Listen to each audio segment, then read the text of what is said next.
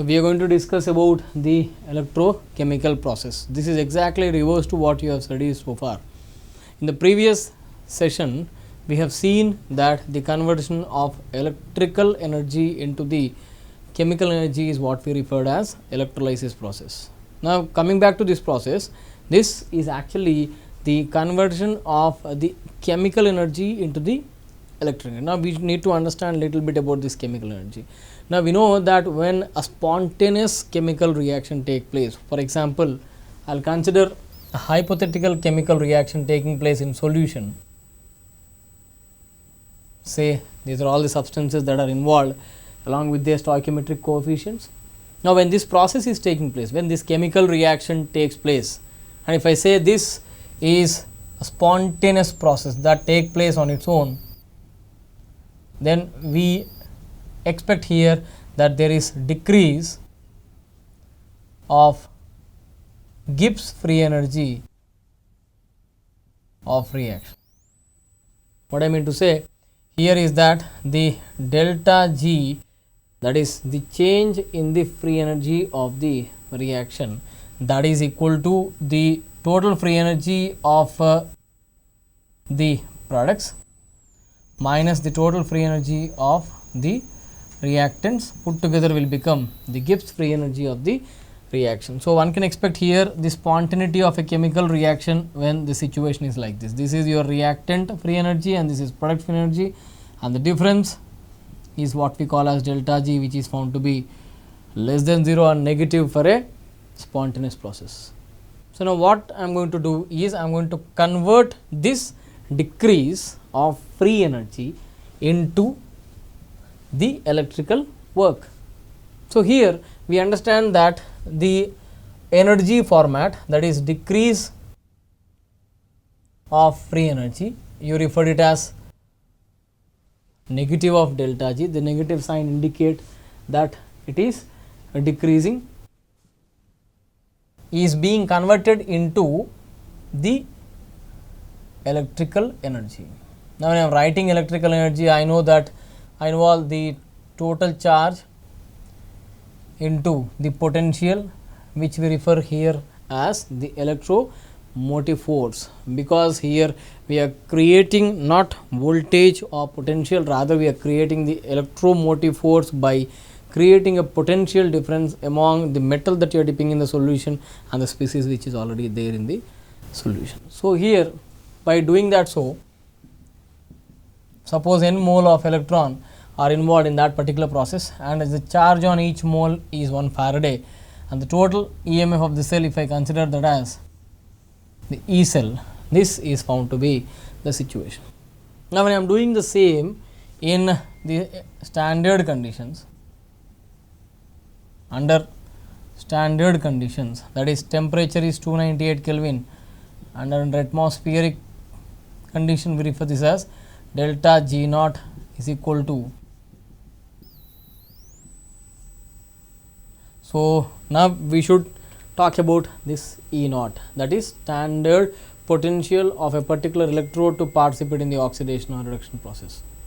Under standard conditions, we represent this as the delta G naught along with E naught of the cell. So, here in order to understand the logic of this chapter, we need to focus upon the E naught, that is nothing but the standard potential of a particular electrode to undergo oxidation or reduction. So, here we are going to discuss about the electrode potential, which we represented as E of the electrode. Now, when I am calling under the standard conditions, we call it as standard electrode potential, say E naught.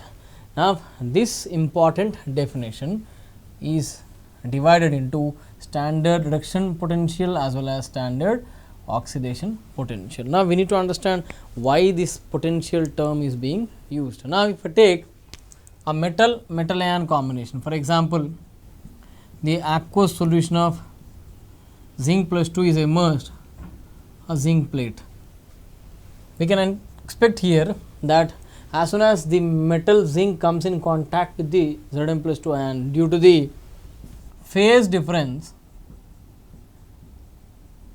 there arises a potential.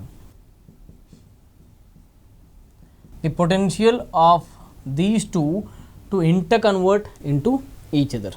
I mean, so we can say that either zinc has the tendency to get converted into Zm plus 2 or the vice versa is possible.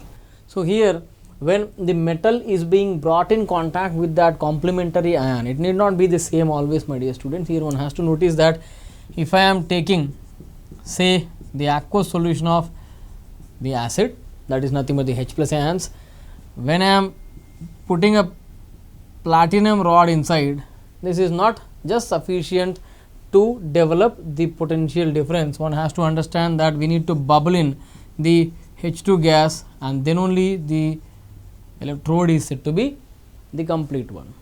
Now, we need to immerse the relevant electrode which is complementing along with any other species the existing ions that are present in the solution.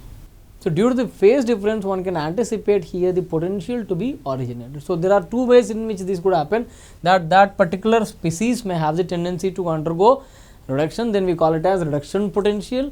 If it is having any tendency to undergo oxidation, we would definitely call it as oxidation potential. For example, here this is taking place, which is indirectly hinting us that it is undergoing the oxidation, whereas if I immerse the copper rod in the aqueous solution of the copper sulphate, one can anticipate the reduction by grabbing the electron that are left over at the other electrode.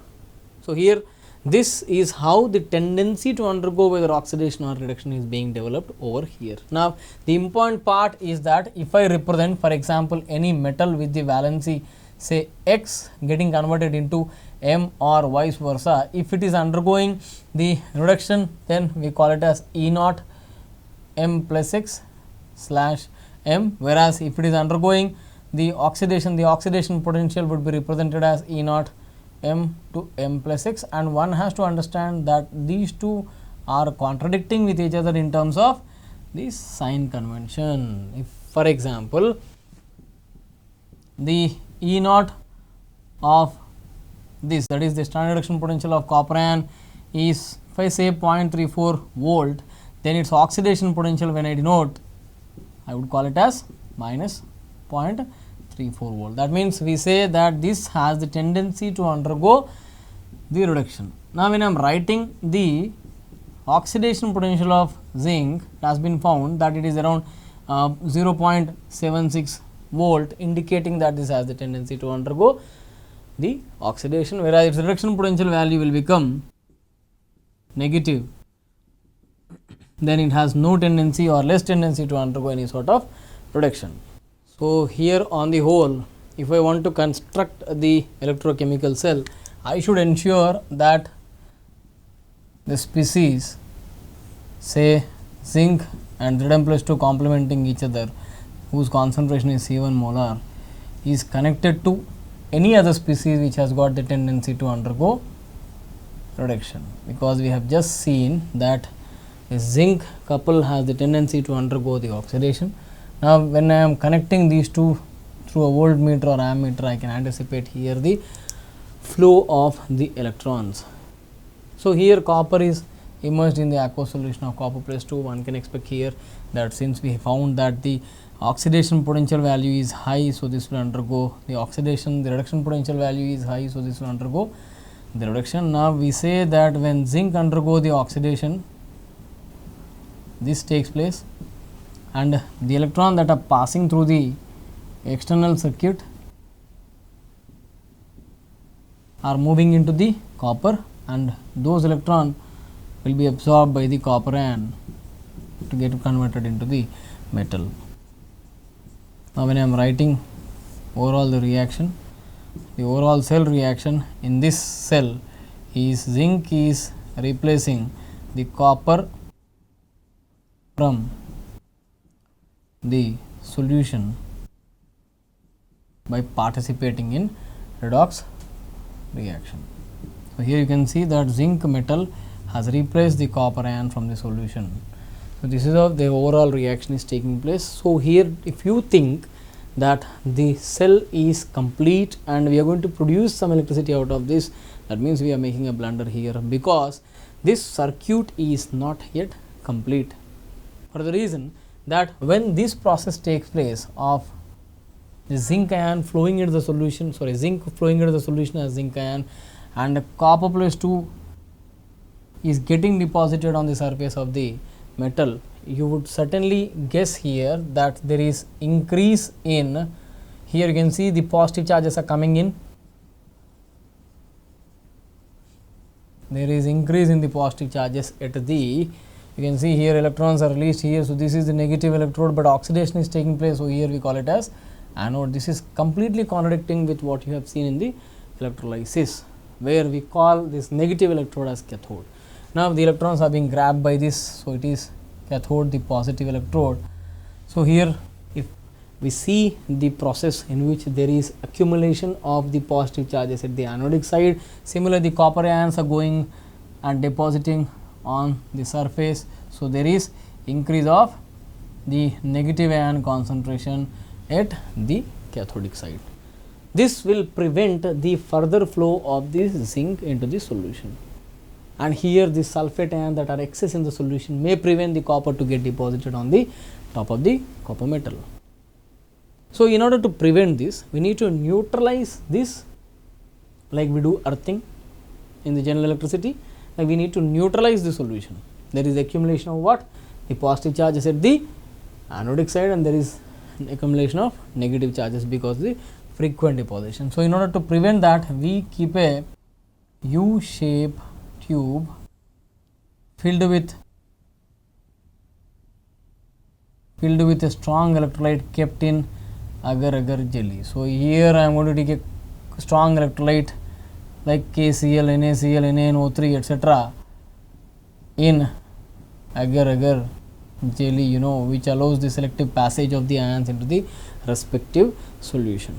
Now, when I am keeping the strong electrolyte, one can anticipate here that since there is a increase of positive charges, I can expect here that from this the negative charges, I am going to say the chloride ions will flow into this to keep the positive charge inert. Similarly, the positive charges over there, that is the sodium or potassium ions, will flow into the solution in order to decrease the negative ion concentration. So, the circuit is said to be complete only when we fill this with salt bridge, and the whole set of arrangement is actually what we call as Daniell cell. So, here in this Daniell cell, we have seen that at anodic half cell there is oxidation. This is the cathodic half cell. This is overall cell reaction. Now, here the half cell that we have used is actually called as metal ion type.